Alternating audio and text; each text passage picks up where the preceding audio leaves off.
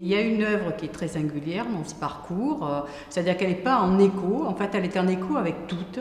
C'est l'œuvre de Stéphane Bérard, l'œuvre de Stéphane Bérard qui est sur la commune du Vernay. C'est une œuvre qui est tournée vers la modification du paysage et des usages et de ce que nous faisons par justement le tourisme. Et donc c'est très important, c'est une œuvre plutôt qui a beaucoup d'humour, ce sont des sculptures, hein, ce sont trois tables penchées. Et en même temps, pourquoi sont-elles penchées? Parce que justement, le tourisme qui vient dans les Alpes, Bérard le dit, c'est un tourisme qui va sur ces terres penchées. Or, on oublie finalement, on se déplace pour aller voir les Alpes dans une topographie très accidentelle, etc.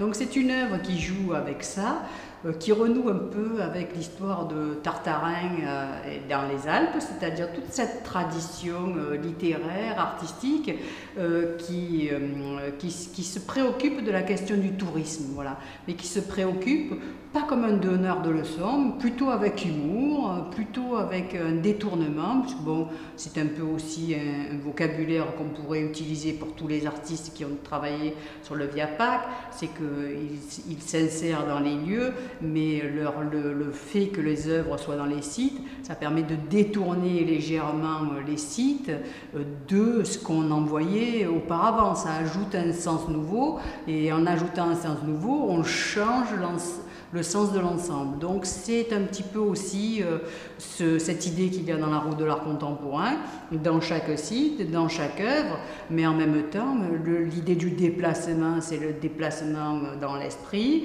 c'est le détournement du sens, mais aussi c'est l'idée du dépaysement. Se dépayser, c'est pas simplement changer de pays, c'est sortir de ses habitudes.